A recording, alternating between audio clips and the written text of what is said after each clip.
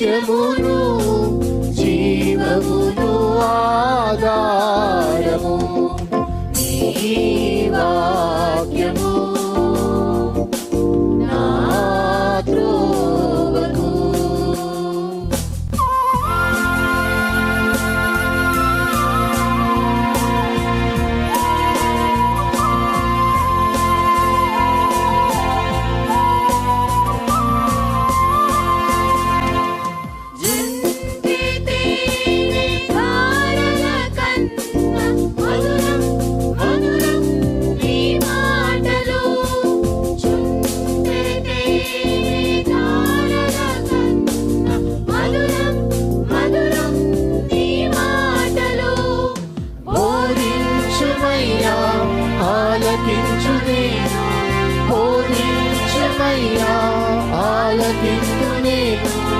అనుసరింతునయ్యా ఆత్మశక్తితో, అనుసరింతునయ్యా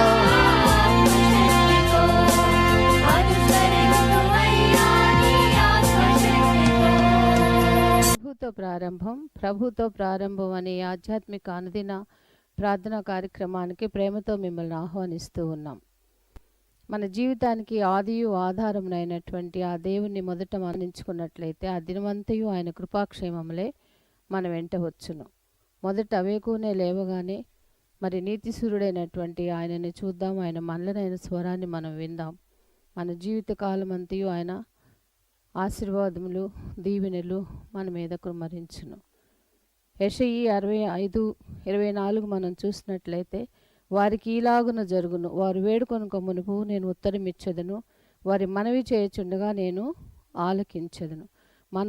మనవి చేయుచుండగానే ఆయన మన మనవిని ఆలకిస్తున్నాడు. కాబట్టి మరి ప్రతి దినము కూడా ఈ యొక్క అనుదిన ఆధ్యాత్మిక కార్యక్రమంలో మనం పాల్గొన్నట్లయితే మన జీవిత కాలం అంతయు కూడా ఆయన మేలులను మనం పొందుకోగలము. ఆ నిత్యరాజ్యంలో వారసులుగా మనము జీవించగలం. రండి, ప్రభుతో ప్రారంభ కార్యక్రమంలో పాల్గొనండి, ఆత్మీయ మేలులు పొందండి. దేవుడు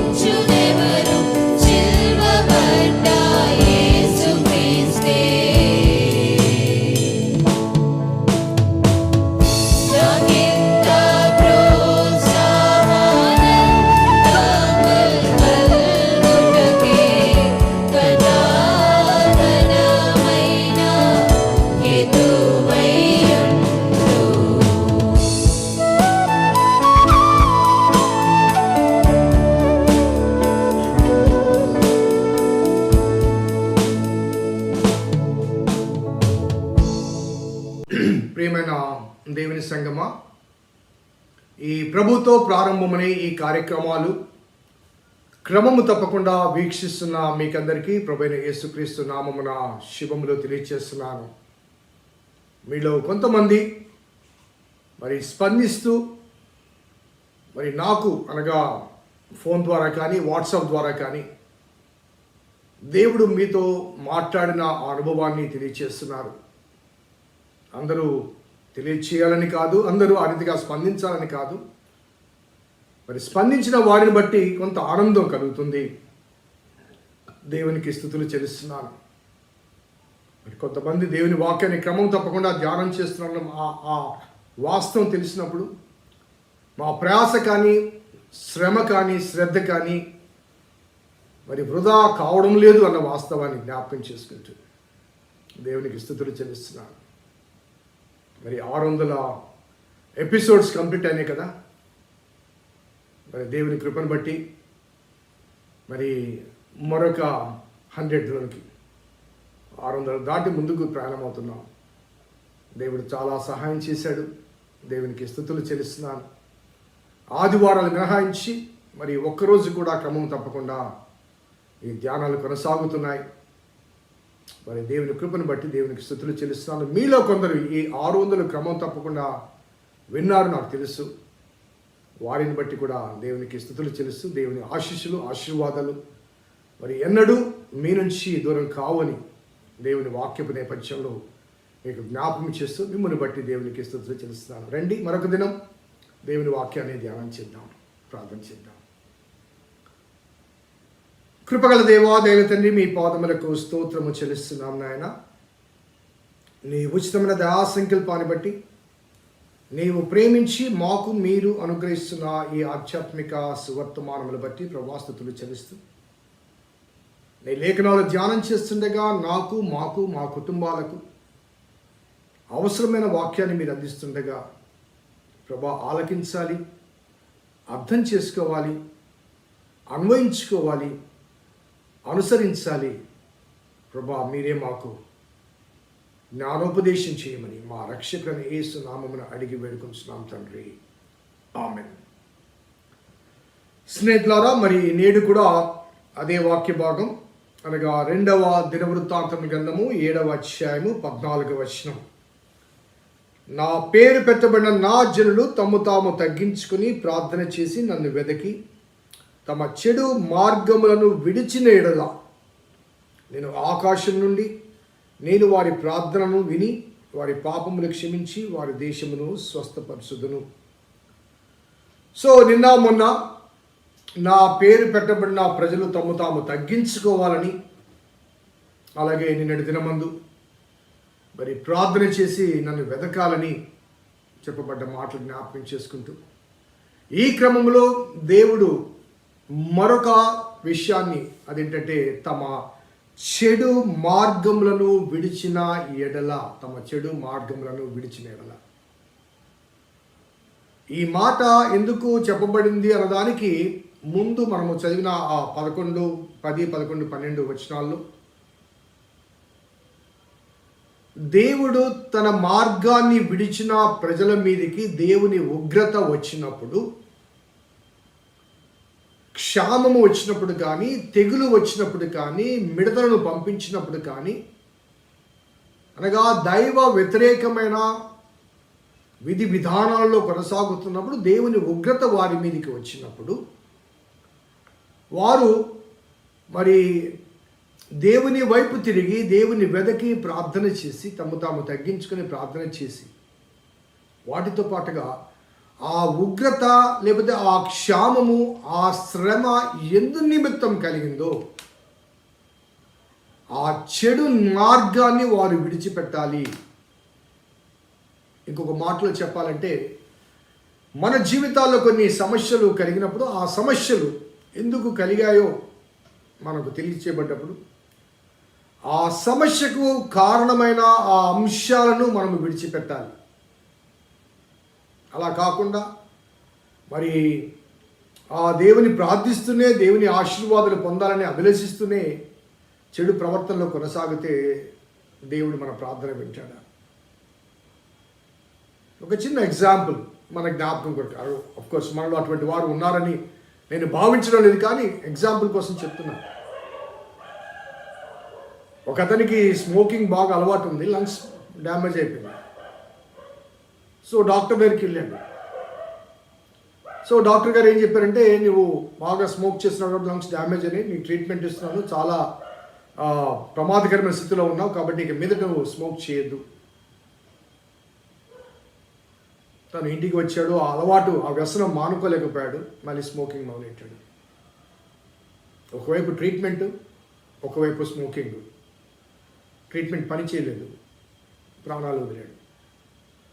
కాబట్టి when you have come for the treatment, ఆ ట్రీట్మెంట్ జరుగుతున్నప్పుడు నీలో ఆ ఔషధము పని చేయాలి అంటే నిన్ను ఆ హానికరమైన స్థితిలోనికి తీసుకుని వచ్చిన ఆ పరిస్థితిలోంచి నీవు మార్పు చెందాలి.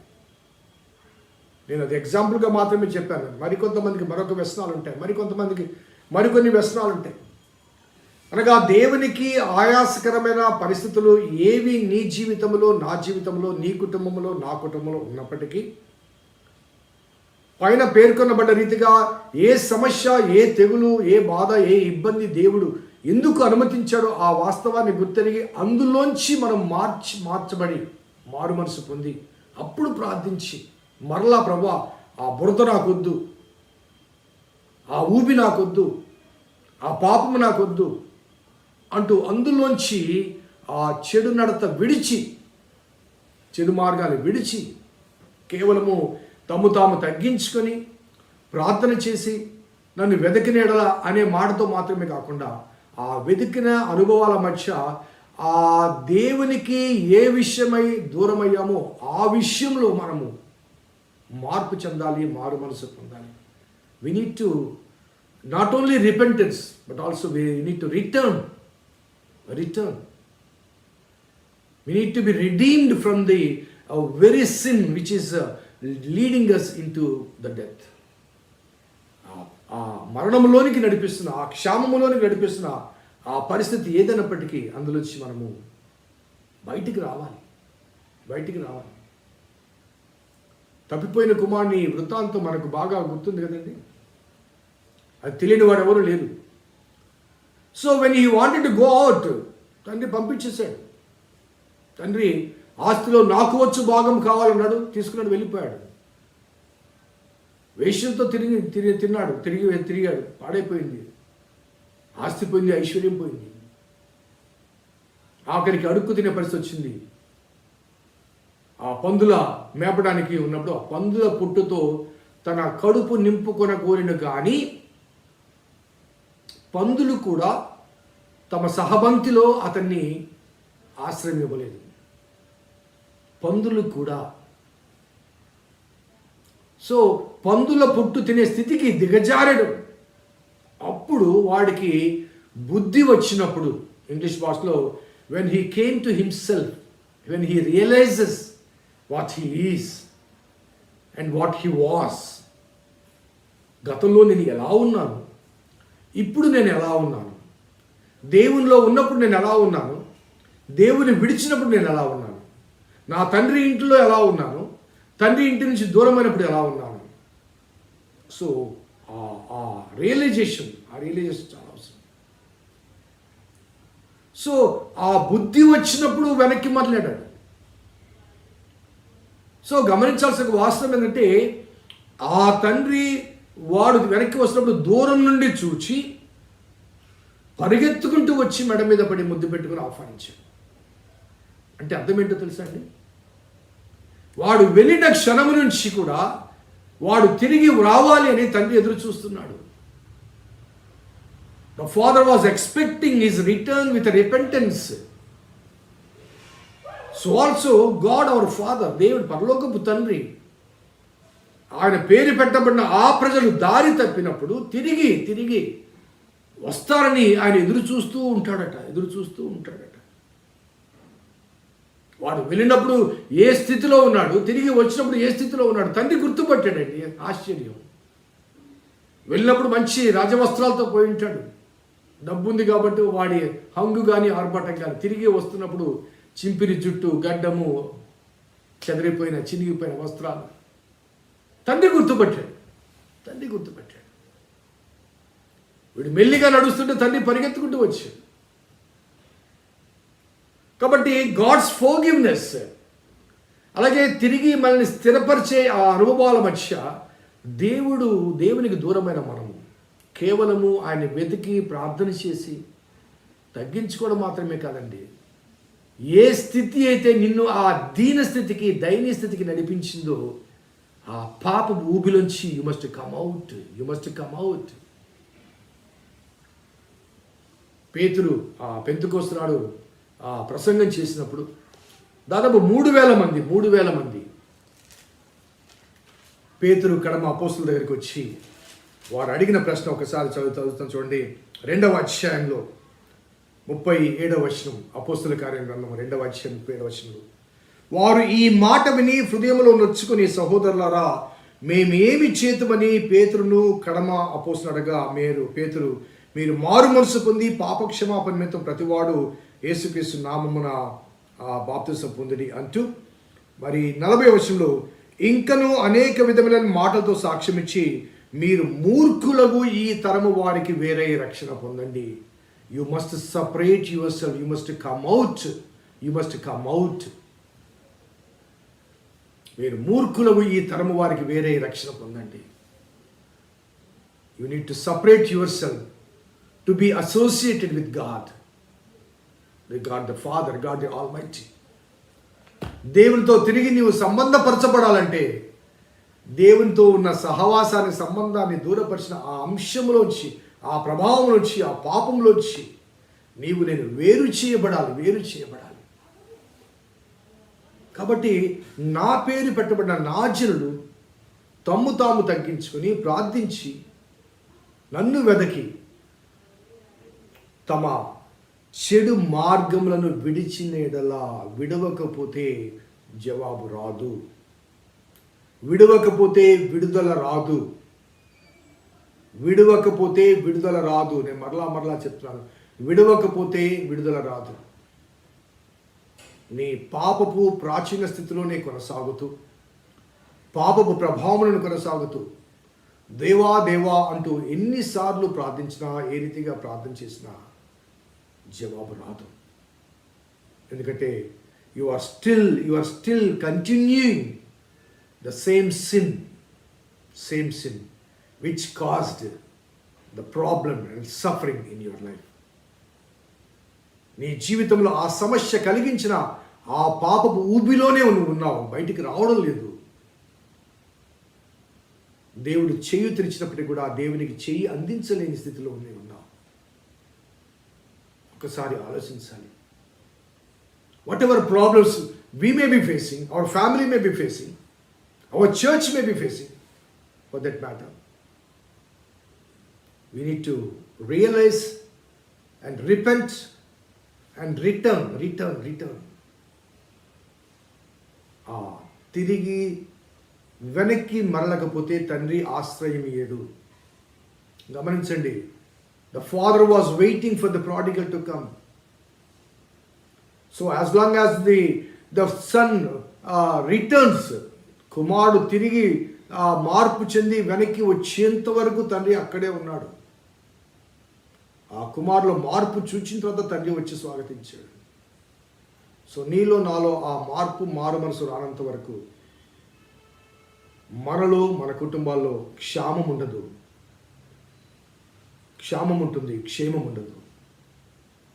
క్షేమకరమైన జీవిత అనుభవాల కొరకు మన సంక్షేమాన్ని కోరే మన దేవుణ్ణి ఆశ్రయించాలి. అందుకొరకు ఇక్కడ రాయబడ్డ మాట, తమ చెడు నడతను, చెడు మార్గాన్ని విడిచిపెట్టాలి. ప్రార్థన చేద్దాం. కృపగల దేవా, దైవ తండ్రి, మీ పాదములకు స్తోత్రము చెల్లిస్తున్నాం నాయన. నీ ఉచితమైన దయా సంకల్పాన్ని బట్టి, నీ ప్రేమపూర్వకమైన సూచనలు, సలహాలు, హెచ్చరికలు ప్రభా మీరు మాకు అనుగ్రహిస్తున్నారు. ప్రభా స్తుతులు చెల్లిస్తూ నీ మాటల చేత ప్రభావితులమై నిజమైన మారు మనసు పొంది నీ బిడ్డలుగా మా భవిష్యత్ జీవితాన్ని ఆధ్యాత్మిక ఆనందంతో కొనసాగించటకు మీ కృప దయచేయమని మా రక్షకుడైన యేసు నామమున అడిగి వేడుకొంచున్నాం తండ్రి. ఆమేన్. తండ్రి కుమార పరిశుద్ధ ఆత్మ త్రియేక దేవుని దీవెన ఈ వాక్యం విన్న బిడ్డలకు వాక్యాభిలాషులకు వారి జీవిత పునశ్చరణకు పునఃవిమర్శకు పునఃసమర్పణకు సదా తోడేను గాక ఆమేన్. God bless you. దేవుని దీవించును గాక.